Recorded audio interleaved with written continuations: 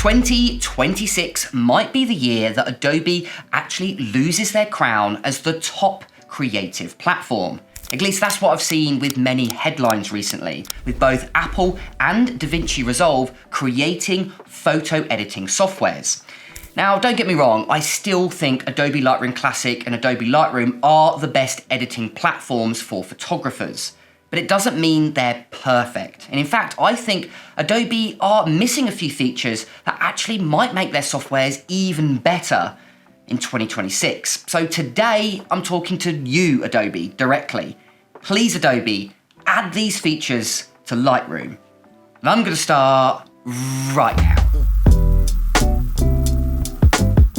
Now, I've been using Lightroom Classic almost every single day for the last few years, and these are the top features that I think Lightroom Classic are missing, and features that I would really like to see being added because I would use them almost every single day. And the very first one is AI wildlife masking.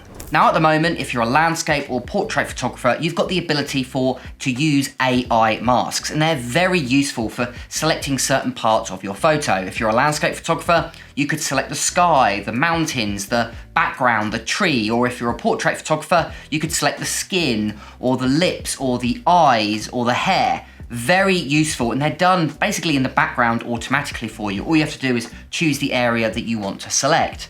But when it comes to wildlife, there's no such feature, and it's really disappointing. I'd love to have a bird AI mask where you may be able to select the wings or the feather or the feet. Or for example, if I'm editing this red squirrel, instead of having to go into my masks, maybe select the object mask, go around it, I could select the body or the fur or the eyes or the ears, for example. They would be very useful features to a lot of wildlife photographers. Recently, I've been getting more and more into wildlife, so that's a feature that I would definitely like to see added. They've almost got it with a few features, but not fully with wildlife. Another feature I would really like to see is more color grading aspects within masking. Now, when you create a new mask, so for example, this one I've got people, what I'm gonna do is go ahead and select the clothes, go ahead and create a new mask. You've got a few settings that you can change within inside that mask area. You've got color, so you can change the temperature, tint, color, and saturation, as well as you've got the point color selection.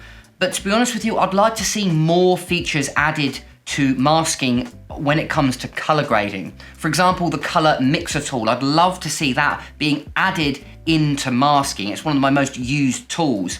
Point color is a very useful tool, but it has its limitations, and I'm having to sometimes go in and having to create multiple effects just to do one effect. So for example, just change that to blue. I've had to create 2 swatches to do that.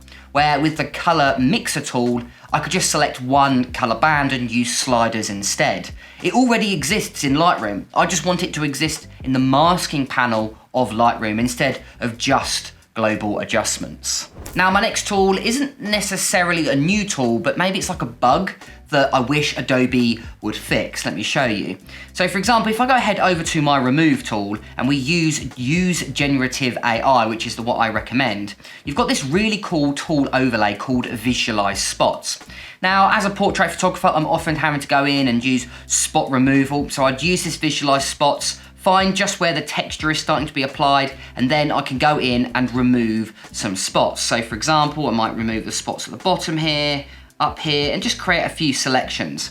Now, afterwards, what I like to do is toggle this tool off to see roughly what the photo looks like, but it's grayed out. I can't toggle it off until I go ahead and click remove. So I wish somehow you'd be able to toggle on and off Visualize Spots whilst you've got this AI tool activated.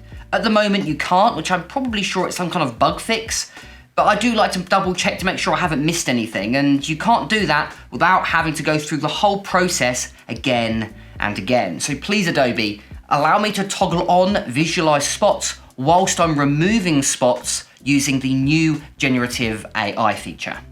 And talking about the remove tool, another feature I'd like to see being added is auto detection of spots and blemishes. And currently, Adobe doesn't have that in Lightroom. If we head over to the remove tool, you can see you've got your classic manual remove tool, which we just talked about, and you've got a few sliders in here that you can adjust. But underneath, you've got the automatic detection tools. You've got automatically distraction removal of reflections, people, and dust. If you open it up, you can automatically apply it. But there isn't an option for spots and blemishes. I'd really like that being applied, especially as a portrait and wedding photographer.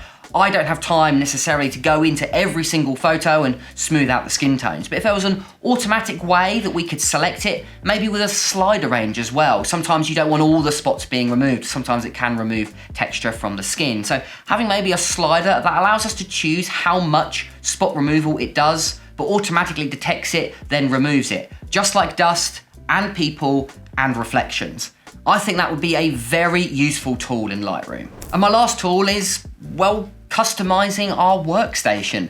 Pretty much every single other Adobe product that I use, I edit everything in Premiere Pro, I use Photoshop, I use InDesign, I use Illustrator. All of that, the workspace can be customized, and it can be customized quite a lot. Everyone's Photoshop usually looks slightly different. But it's not necessarily possible, or at least not massively possible, inside Lightroom. All of your tools are going to be on the right. All of your presets are going to be on the left. Your navigation bar, your library and develop panel, all pretty much look the same.